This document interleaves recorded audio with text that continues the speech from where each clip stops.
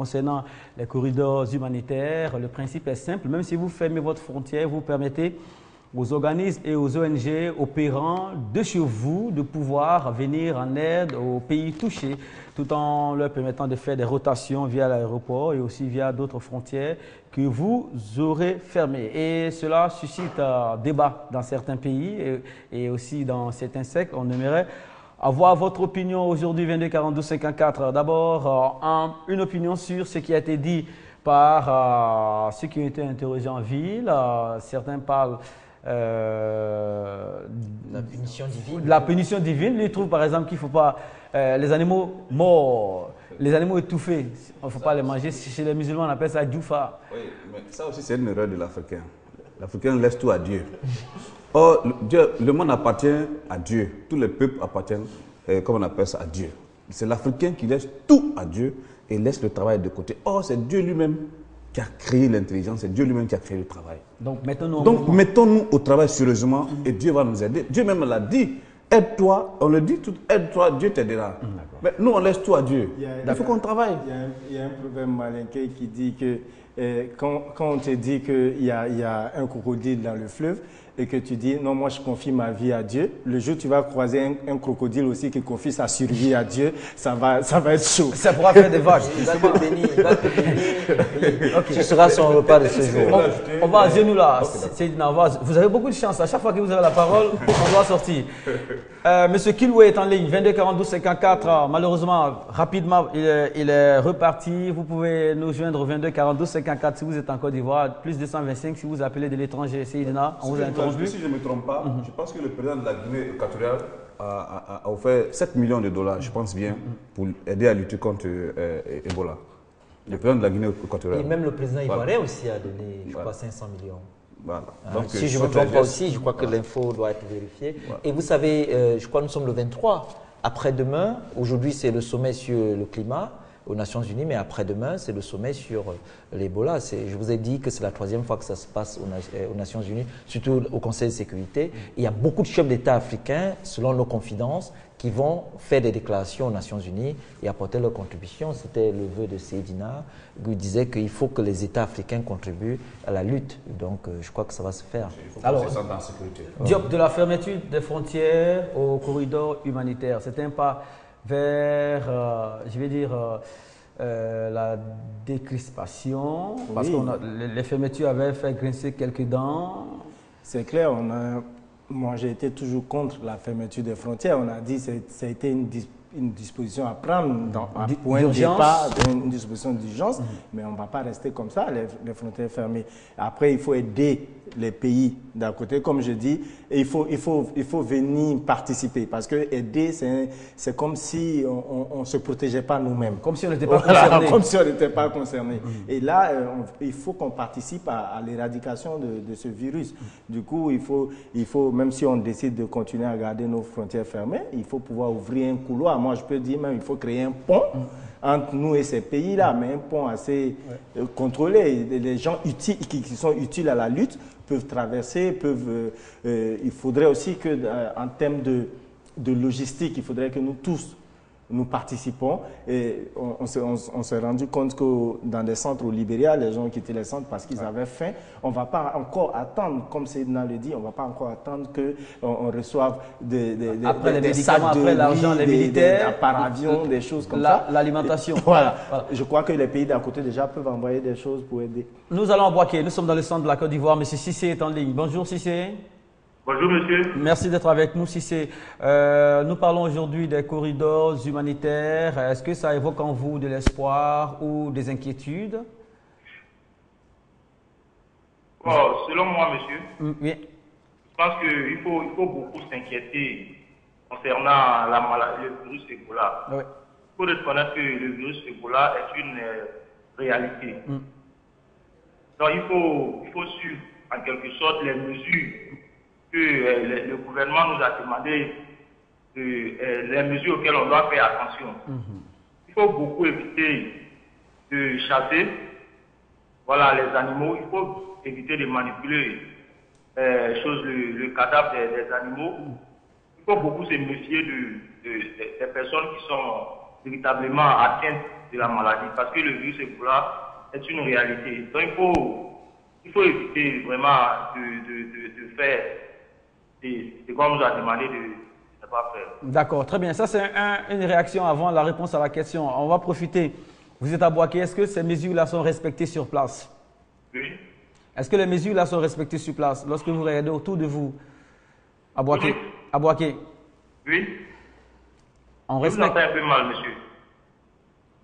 On vous laisse profiter pour savoir si à Boaké, ces mesures-là sont respectées autour de vous. Ne pas... Bon, je pense qu'au niveau que moi je suis, je pense que ces mesures sont respectées, puisque la maladie, quand on énonce le nom du virus, ça fait vraiment peur à la population.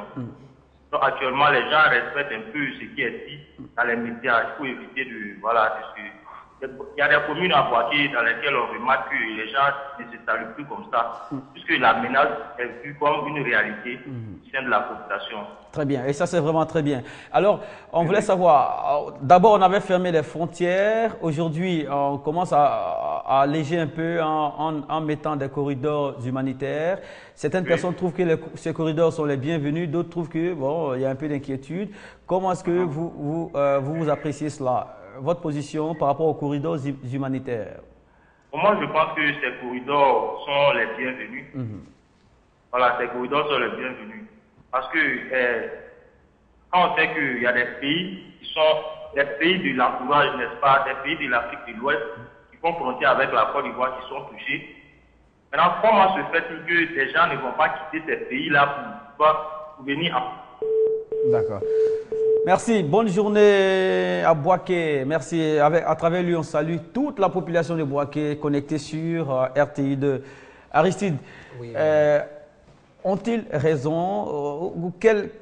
Qu'est-ce qui peut amener des populations à redouter des corridors humanitaires? Alors, surtout, peut-être parce qu'ils n'ont pas l'info, et comme a dit tout à l'heure le téléspectateur qui nous a appelé, les gens ont peur. Il y a une psychose de peur. Il faut surtout tuer cette psychose. Et il faut comprendre que si on ne crée pas de corridor humanitaire, la maladie va exploser. Parce qu'on doit abandonner ces pays-là à leur sort. Et je crois que Douce Blasi l'a bien évoqué hier lorsqu'il a été reçu sur une chaîne internationale. Il disait que si on isole ces pays, la maladie explose. Et je crois qu'il a raison. Et en tant que médecin, il sait de quoi il parle. Et c'est vrai. Si tant qu'il faut les aider, comment les aider en fermant les frontières? Comment On ne peut pas. Les médicaments, les experts, les spécialistes entrent dans ces pays. Ils ne peuvent entrer qu'à travers les corridors humanitaires. Et je pense que c'est pour amener de l'eau avec ton moulin. Absolument, Mohamed. Il faut que l'on affronte la maladie. Dans un premier temps, on a fermé les frontières pour prendre le pouls de la situation, parce que la situation était assez grave, on avait assez peur, et au fur et à mesure, on a eu l'information, comment se prémunir, se protéger, ensuite, comment éviter que la maladie entre. On a augmenté le système de veille. Aujourd'hui, il faut ouvrir les corridors pour aider nos frères des autres pays qui sont atteints, parce que nous devons ensemble, comme dit souvent Cédina, combattre la maladie en étant solidaires. Très bien, cette émission, c'est vous aussi qui l'a faite. Nous sommes à Port-Bou avec M. Mathias. Bienvenue Mathias. Bonjour, Mohamed. Merci d'être avec nous Mathias. Nous parlons aujourd'hui des corridors humanitaires. Certaines personnes redoutent ces corridors-là, d'autres trouvent en ces corridors des sources d'espoir. De quel côté vous placez-vous Mathias? Bien avant de répondre à votre question, j'aimerais apporter ma préoccupation par rapport à un de votre invité. M. Seydina. Seydina, oui. M. Seydina. Je crois que cette émission est une bonne émission, puisque la maladie à virus Ebola est réelle. C'est vrai c'est un Africain, mais je pense que c'est un intellectuel aussi. Il dit des choses qui ne sont pas vérifiées. Quand il dit que tout le monde l'écoute, la Côte d'Ivoire l'écoute, tout le monde l'écoute. Quand il dit que l'avènement de la maladie à virus Ebola est un business, c'est très grave. Et je crois que s'il y a les preuves de ça qui fournissent à la population entière pour discuter réellement ces dealers qui cherchent le profit au détriment de la vie humaine. Et quand ils disent que ce sont des histoires et tout, qui se calme, c'est un intellectuel qui se calme et dit des choses non vérifiées. D'accord. Il n'y a pas de preuves, qu'il arrête de dire des trucs. Quoi. Ok, on va lui résumer ça tout de suite. On a eu l'essentiel, c'est que vous trouvez que Seydina, il ne faut pas qu'il mette en doute l'existence de la maladie. Il faut absolument qu'il avance des choses avec des preuves. Voilà, affirmer qu'il affirme des choses voilà, sans preuve, comme l'a dit Aristide tout à l'heure sur ce plateau. D'accord. C'est pas grave. Voilà, Seydina, voilà. Est-ce que vous... Mais je n'ai jamais dit que la maladie n'existe pas. Je n'ai jamais dit que la maladie n'existe pas. Non, mais il parle par exemple d'affirmation sans preuve. Quelle affirmation? Le fait que je dis que la maladie n'est pas naturelle, que c'est une maladie. Voilà, vous la trouvez pas naturelle? Oui, je le dis, je le confirme que pour moi, ce n'est pas une maladie naturelle, c'est une maladie qui peut être fabriquée dans les laboratoires. Parce que, bon, je ne vais pas peut-être rentrer dans certains détails ici, mais voilà, j'ai dit que mon inquiétude, c'est que Ebola apparaît en Afrique de l'Ouest quand nous sommes résolument au travail. Et là, je m'inquiète. C'est-à-dire que depuis le premier jour, je me suis donné des inquiétudes. J'ai dit que c'est une coïncidence malheureuse et une coïncidence que je n'arrive pas à comprendre. Donc, j'ai le droit de m'inquiéter et de dire que je ne trouve pas que la maladie a des sources naturelles. Non, mais il souhaiterait aussi qu'il faut faire des démonstrations aussi. Maintenant, apporter des preuves à ce qui est avancé. Oui, ce que je vais dire à Mathias, c'est que le jour que je vais dire que cette maladie vient de tel ou de tel endroit, ce jour-là, je vais vous donner des preuves. Mais jusqu'à peu du contraire, je mets en doute que la maladie est naturelle. Ça, c'est une doute que je mets. Mais elle existe. Mais elle existe, oui, la maladie existe. Il faut respecter les mesures préventives. Voilà, je n'ai jamais dit que la maladie n'existe pas. La maladie existe. Ça fait 2 mois que tu parles. J'en parle tout le temps. Voilà. Et c'est là l'inquiétude de Mathias. Hein. Il souhaiterait que... Je n'ai jamais dit que la maladie n'existe pas. Hein. Alors, si, la maladie existe. Mathias. Mais le jour que je vais indexer quelqu'un, je vais envoyer des preuves pour ça. Attention. Mathias, il doit être parti. Bon, il n'a pas pu répondre à la question liée aussi. Voilà, nous allons au Togo. Au Togo, on sort de la Côte d'Ivoire. Mélissa doit être en direct. Mélissa, bon, 22 42 54. Bon, salut à tous ceux qui nous suivent depuis Lomé, depuis le Togo, le standard. Si tu me permets, Mohamed, juste pour dire à Seydina que ce dont parle le téléspectateur Mathias depuis Port-Boué, c'est que il a des doutes. Nous sommes en direct à la télé et c'est assez préoccupant de pouvoir, parce que tout le monde ne peut pas comprendre. Et dans le même temps, on se rend compte qu'au Congo, la maladie a été circonscrite une autre fois, depuis que c'est la 7e fois que ça apparaît là-bas. Et chaque fois, elle a été circonscrite. Mais en Afrique de l'Ouest, ce qui s'est passé, c'est qu'il y a eu une négligence. Il ne faut pas avoir peur de le dire. Et c'est pour ça que la maladie a explosé. Vous avez même vu qu'à Sierra Leone, lorsqu'on a confiné les populations pendant 3 jours, on a découvert 70 morts et puis 15 nouveaux cas. Ça veut dire qu'il y a des gens qui n'osaient pas aller à l'hôpital et tout ça. Donc, c'est vrai qu'il pourra apporter des preuves lorsqu'il apportera des preuves, mais tant que tu n'as pas encore les preuves, il ne faut pas émettre des doutes.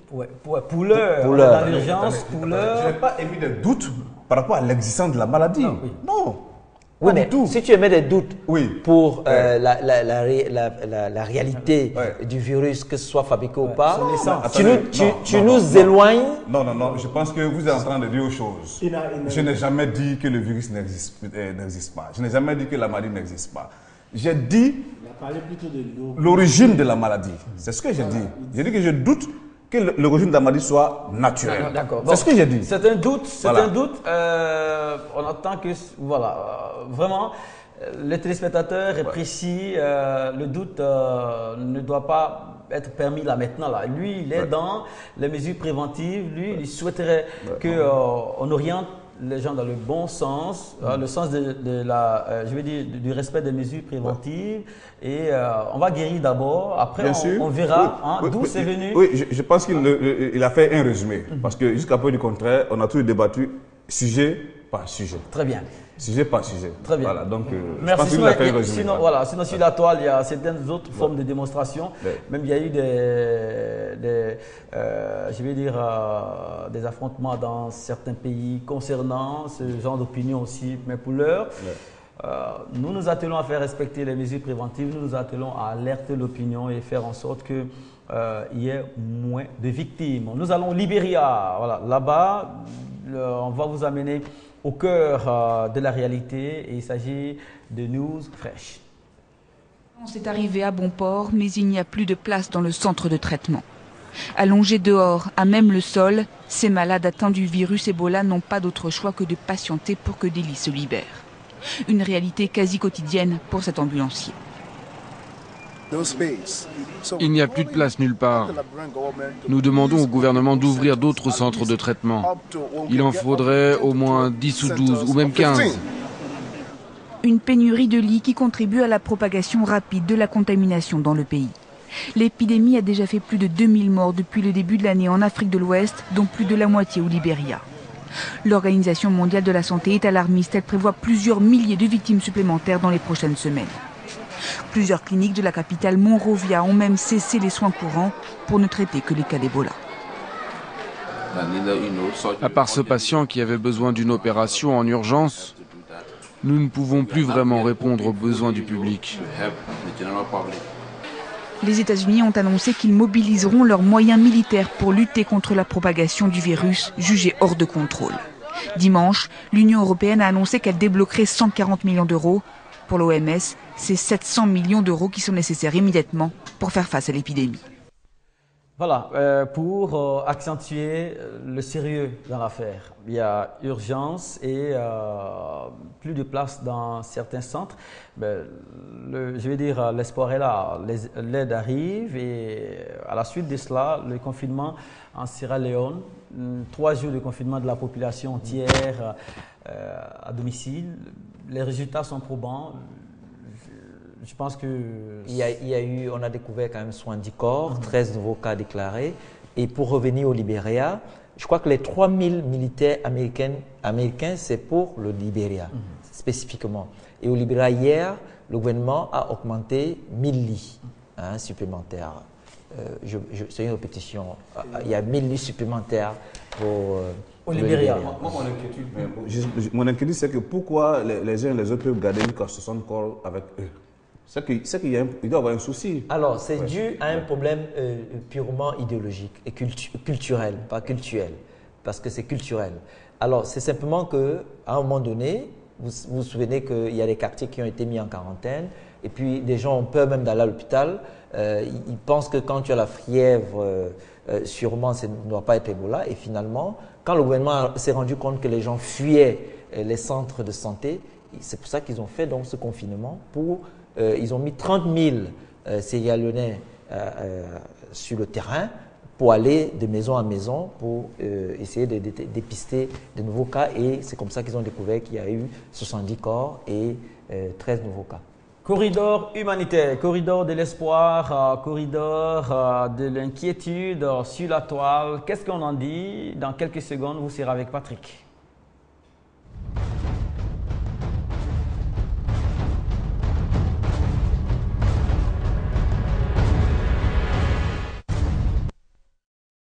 Si ça réagit fortement face à cette question de la part de nos internautes, d'autres sont modérés et d'autres sont catégoriques. Jean-Franck Brou nous dit « Salut, nous pouvons dire soulagement, question d'éviter la maladie, mais inquiétude, car beaucoup de personnes ou de choses ne peuvent ni entrer ou sortir. » Diawara Isiaka Manquant nous dit « Je pense que c'est mieux ainsi, car avec la fermeture des frontières, cela joue assez sur l'économie nationale, mais cela ne doit pas empêcher le contrôle strict dans toutes les frontières, car même s'il y a un corridor humanitaire dans les zones infectées, certaines personnes peuvent de façon inattendue contourner les systèmes de sécurité pour s'échapper. Tous les moyens de sécurité, même quand on dit fiables, ont toujours des faiblesses. Pour cela, nous devons toujours rester sur nos gardes malgré les dispositions prises. Marcus Larim m'aide sur cette question tout à l'heure. Vous revenez sur PVD. Oui, justement. Il s'appelle Marcus Larim. Il nous dit pour PVD, je crois que notre ami veut faire allusion à pays en voie de développement. Donc, il rejoint Seydina qui dit pays sous-développé. Il avait paraphrasé. Merci beaucoup. Merci à Marcus. Merci d'être aussi actif. Voilà. Rodrigue Rodi, il nous dit bonjour à tous. Je n'arrive pas à comprendre la fermeture des frontières même si on ferme les frontières, vous pensez que les animaux qui sont infectés par ce virus, qui sont dans ces pays infectés, ne rentreront pas dans notre pays? Alors s'il vous plaît, il faut simplement ouvrir nos frontières car notre économie peut prendre un coup tout en ouvrant ces frontières. Il faut être vigilant pour éviter le virus d'Ebola dans notre pays. Nous avons encore une autre réaction de la part de monsieur Capitaine Ablo Dunga.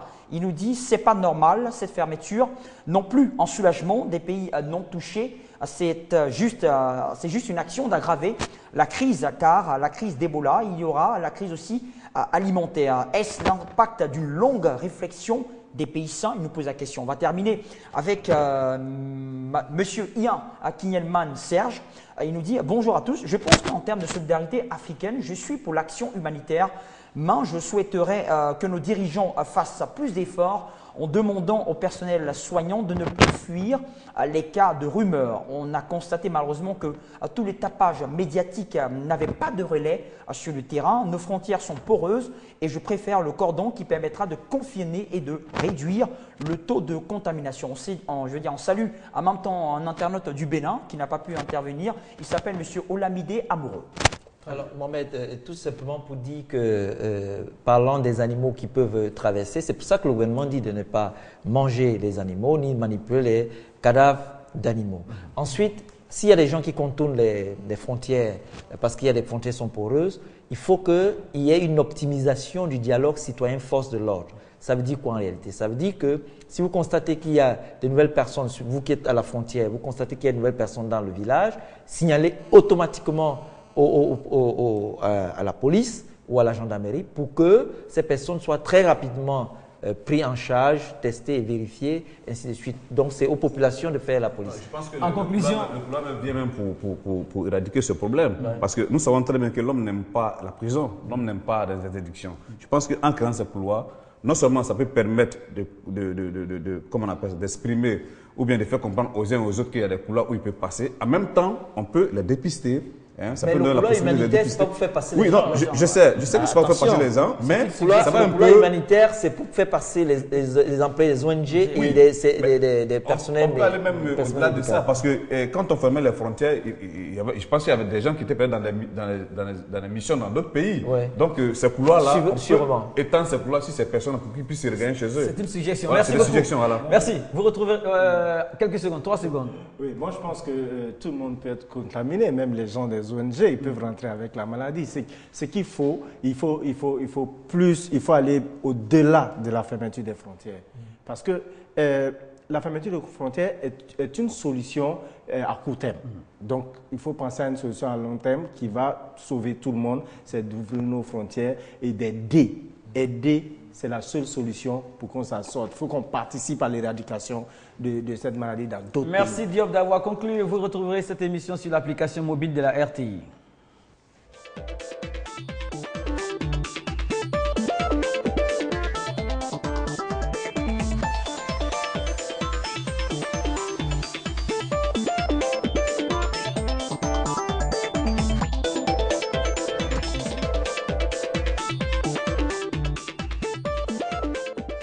Revoir cette émission sur l'application mobile de la RTI, mais aussi en fin de programme sur RTI2. Si vous avez raté l'émission entre midi et 2, un temps universel, l'émission a été portée à l'antenne par Fatou Koulibaly. Les images ont été fixées par Ibé, Bonfils, Francky Yao était le chef des plateaux. L'autre côté, Diabaté, Sorodoman, Anderson Kwaku, toute une grande équipe pour vous servir. On n'oublie pas nos stagiaires qui nous aident à la préparation de cette émission. Demain 13h15 en temps universel, on sera là avec Bidéfer, on parlera de culture. Les autres, vous allez les retrouver le lundi avec beaucoup de bonheur, avec beaucoup de joie.